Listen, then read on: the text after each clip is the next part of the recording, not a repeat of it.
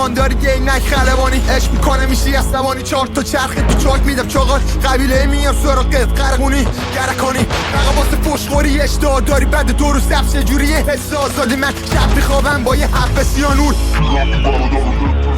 نتیره خور ملکه نخواز علمیم نه دنبال صدقه با کد ملیم نمیرم تو تلویزیون و کس و شعر میگم نه نظامی ها دورم من و پاس اسم میدم پله انقلابی شدم جاودان توی سخار خایمان نشستی تو پای کار آدم های زیادی هم میفروشی لابلاش مگه نمیدونی که این بازی مال مادر ما میگه دوگانه سوس که پا مسجد یه پا کلیسا دفتر کجا بودی کمپ تک تریاک من تو ازت گرفته هلیا ماره گاشانم میشاشم تو تکیلات ما تو سفرمون صفاسون و کلاش و پنیر اهل سنگ و جنگ و جناس و ردیف کاوازا که چیه تو میخوری با براب و زمین تظاهرات رفتی ولی جیب ندارو زدی آویزونی مثل کیسه بوکسی بعد 20 روز اومدی روی بیت دوستی من خوبه تو میخوام چرا میاد نفرت به چشمت صادق بیا بگو دیگه گریش گرفته رو که من شده اصول دینت کارو میشنوی سرت تو بالشت میکنی رپ کنی مسئولشون میدن دیگه احساس خارج میکنی گل روز دار شکوفه میده میخوام امشب نظام تو آباد کنم شما حکومتی ها رو چه به داماد شدن با علو این طلبا خودم کاراتو کنم تا این دفعه جا خود چاقاله چه بابات بلند ساقه تو قایم میشی پشت مامورا خونت بره نظام آباد تخت کل دندونا ترام بزود بری تو دهن شرط همونات میگم همون کنم با خودت همه پسرمو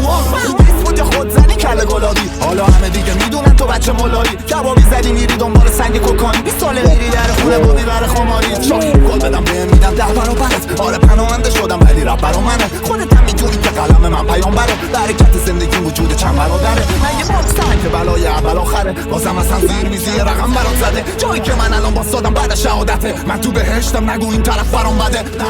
شما این کارو شروع کردین اما پرچمتون رو ما فرو کردیم مثل آفتاب طلوع کردیم آره حقیقت همینه چاقال دروغ کردیم ما به جنگ عادت داریم مثل زور به آفتاب فکر کردیم ملتفه تمونه تو میده جوری قورتون میکنم در بیاد کفر حساب کار اگه به تلال پهروم تو چیه ببین حتی اگه یه رو سرمون بره خورده به پیروزی تنمون گرفت فقط نقل تو خوندی 88 یابان دیدیم که خفه خون گرفت بزنم پس کلت صدا دبه میگی رب کنه اداره ای دست ببیسیم چه خبر از همون سورا و عمه ویلی